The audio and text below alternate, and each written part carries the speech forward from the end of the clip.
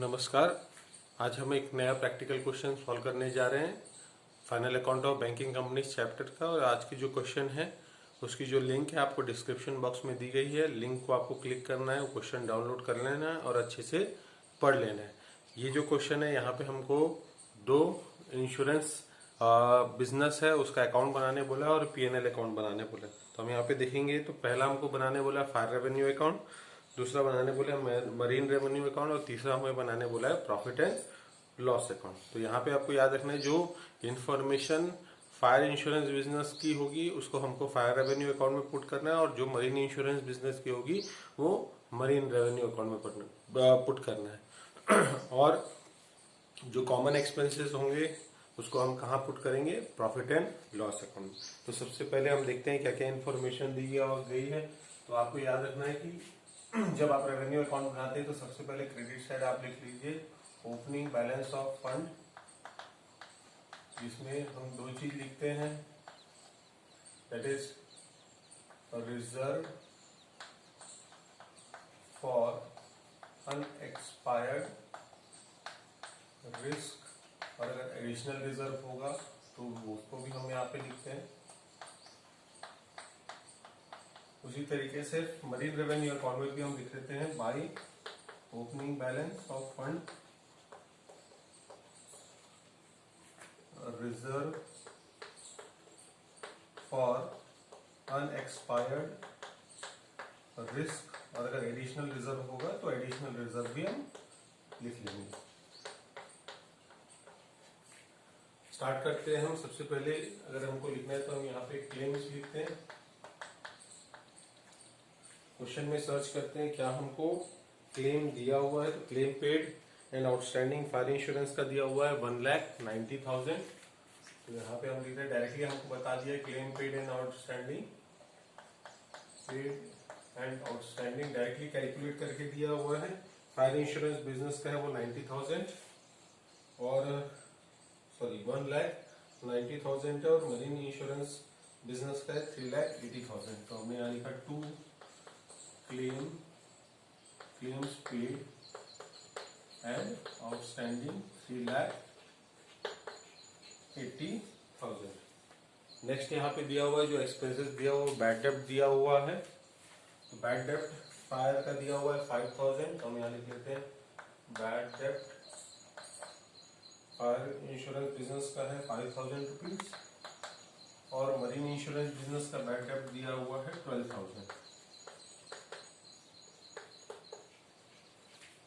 Next देखेंगे तो यहाँ पे ऑडिटर्स फीस दिया हुआ है, इन जनरल है, उसको हम कहाँ पे पुट कर रहे हैं, प्रॉफिट एंड लॉस अकाउंट में। टू ऑडिटर्स फीस गिवन है 1,200 रुपीज। नेक्स्ट दिया हुआ है डायरेक्टर फीस भी कहाँ पे आएगा, प्रॉफिट एंड लॉस अकाउंट में। डायरेक्टर फीस की जो अमाउंट है वो दी हुई है कितनी, 5,000।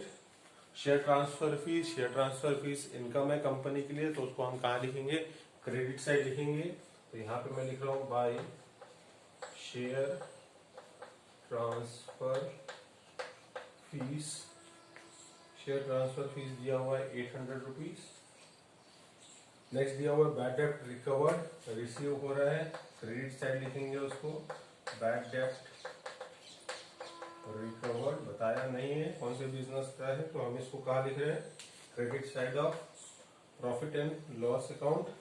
उसके बाद फायर फंड दिया हुआ है, fire fund means reserve for unexpired risk दिया हुआ है 2,50,000 फायर इंश्योरेंस बिजनेस का। और मरीन फंड दिया हुआ है एज ऑन 1 अप्रैल 2019 दिया हुआ है वो 8,20,000। नेक्स्ट इंफॉर्मेशन दिया हुआ है commission paid,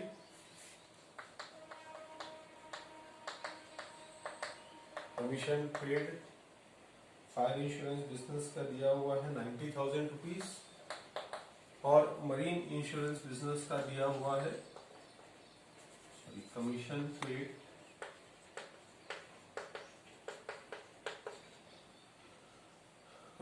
marine insurance business का दिया हुआ है 1,08,000।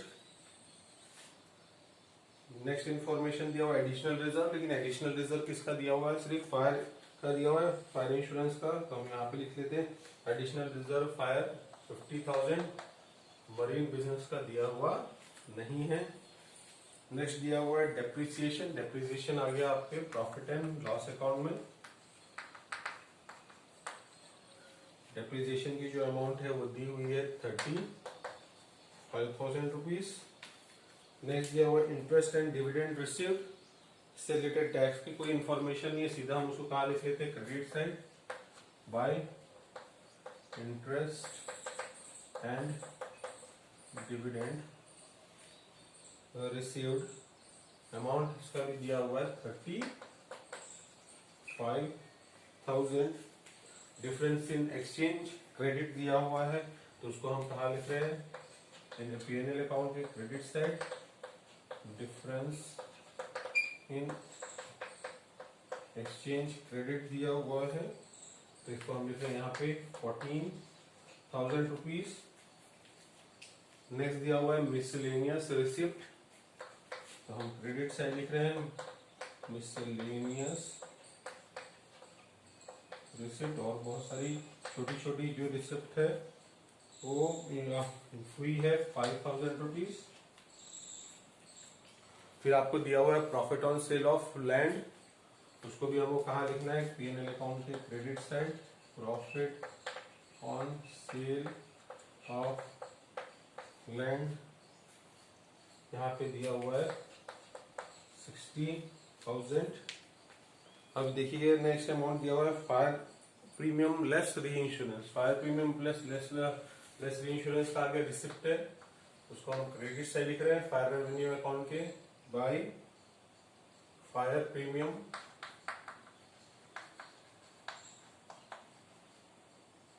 लेस री इंश्योरेंस। अमाउंट दिया हुआ है 6 लाख रुपीज।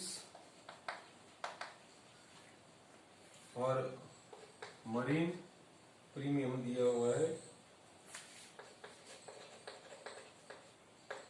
प्रीमियम लेस री इंश्योरेंस दिया हुआ है 10,80,000 रुपीज। उसके बाद दिया हुआ इंफॉर्मेशन मैनेजमेंट एक्सपेंसेस, फायर और रेवेन्यू का अलग अलग बताया है। तो fire revenue account, fire management expenses जो फायर बिजनेस का होगा उसको फायर रेवेन्यू अकाउंट में पुट करेंगे, और जो मरीन बिजनेस का है उसको मरीन रेवेन्यू अकाउंट में पुट करेंगे। तो यहाँ पे लिख लेते हैं टू मैनेजमेंट एक्सपेंसेस दिया हुआ है, फायर का दिया हुआ है 1,45,000 और मरीन का मैनेजमेंट एक्सपेंसेस दिया हुआ है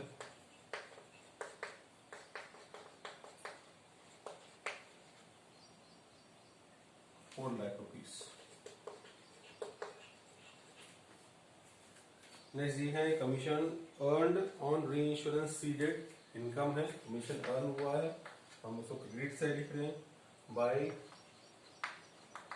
कमीशन अर्न ऑन री इंश्योरेंस सीडेड। फायर इंश्योरेंस का दिया हुआ है 30,000 रुपीज, और मरीन का जो दिया हुआ है बाय कमीशन ऑन री इंश्योरेंस सीडेड दिया हुआ है 60,000 रुपीज। यहाँ पे फिर जो हमको रिजर्व बनाना है अनएक्सपायर्ड रिस्क का इस पर्टिकुलर फाइनेंशियल ईयर का, उसका ट्रीटमेंट करना है। तो आपको क्या याद रखना है, मरीन इंश्योरेंस के केस में जो रिजर्व फॉर अनएक्सपायर्ड रिस्क बनता है वो 100% ऑफ नेट प्रीमियम बनता है, और बाकी कोई भी इंश्योरेंस बिजनेस है तो उस कंडीशन पे जो रिजर्व फॉर अनएक्सपायर्ड रिस्क बनता है वो कितना बनता है, 50% बनता है। तो यहाँ पे लेकिन एक और इन्फॉर्मेशन है कि in addition to usual reserve, जो हम एडिशनल रिजर्व बना रहे हैं उस केस में बताया गया है कि फायर इंश्योरेंस का जो रिजर्व बनाना है वो 5% और इंक्रीज कर देना, ऐसा बताया। इसका मतलब ओपनिंग बैलेंस है, उससे हम जो नेट प्रीमियम आया उसका 5% क्या कर देंगे, प्लस कर देंगे।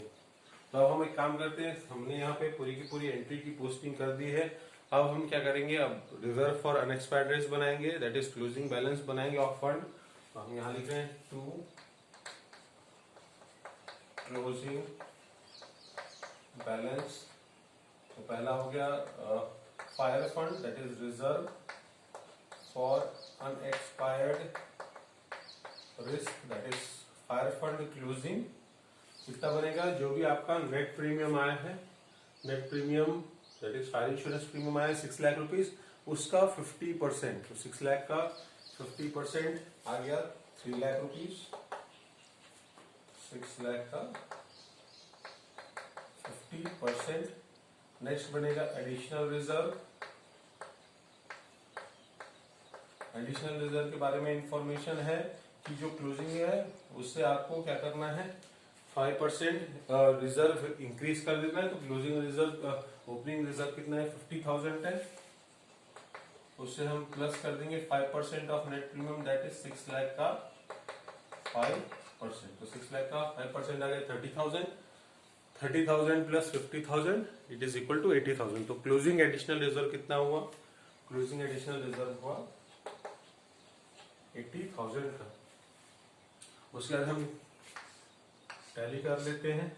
अगर हमारा क्रेडिट साइड ज्यादा आ रहा है तो हमारा क्या हुआ, प्रॉफिट हुआ, और डेबिट साइड ज्यादा आ रहा है तो हमारा लॉस हुआ। अब हम कैलकुलेट करते हैं profit oblique loss on first fire revenue account.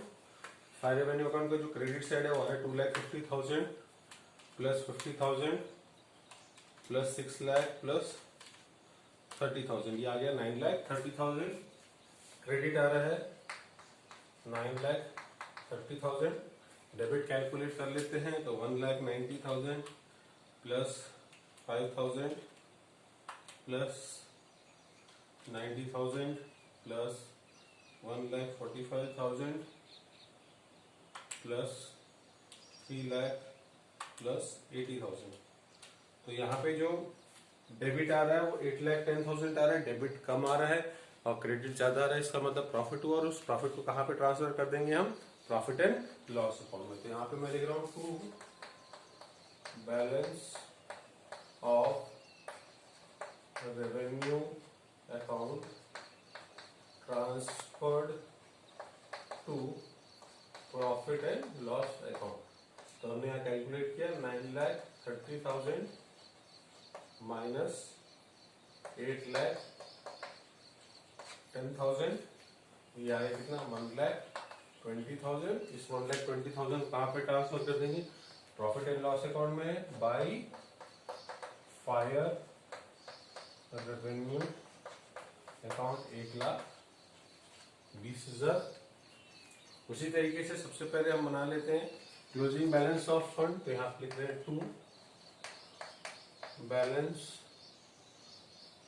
To closing balance. अब यहाँ पे मरीन फंड का बैलेंस बनेगा जिसको हम बोल रहे हैं रिजर्व फॉर अनएक्सपायर्ड रिस्क। ये हमारा क्या है, मरीन फंड क्लोजिंग है। आपको याद रखना है, marine case of marine insurance business जितना भी नेट प्रीमियम रिसीव हुआ है उसका 100% जो रहेगा वो क्या बनेगा, closing amount of marine fund. तो यहाँ पे देखेंगे हमारा जो प्रीमियम कितना रिसीव हुआ है 10,80,000, वही 10,80,000 हमारा क्या बन जाएगा 100%, 10,80,000 का 100% हमारा बन जाएगा closing marine fund, that is 10,80,000। फिर हम कैलकुलेट कर रहे लेते हैं कि डेबिट ज्यादा आ रहा है कि क्रेडिट ज्यादा आ रहा है। तो यहाँ पे होगा 10 क्रेडिट साइड टोटल करते हैं 8,20,000 प्लस 10,80,000 प्लस 60,000। ये आ गया क्रेडिट आ रहा है 19,60,000। डेबिट कैलकुलेट कर लेते हैं तो 3,80,000 plus 12,000 plus 1,08,000 plus 4 lakh plus 10 lakh 8 लिखो तो यहाँ पे आप देखेंगे जो क्रेडिट डेबिट है वो आ रहा है 19,80,000। डेबिट ज्यादा आ रहा है तो हमारा लॉस हुआ, और वो लॉस को कहाँ पे ट्रांसफर कर देंगे? हम लॉस को ट्रांसफर कर देंगे प्रॉफिट एंड लॉस अकाउंट में। तो हम यहाँ पे लिख रहे हैं लॉस कितने का आया? 20,000 रुपीज का लॉस आया। तो हम यहाँ पे लिख रहे हैं by balance of revenue account transferred to profit and loss account.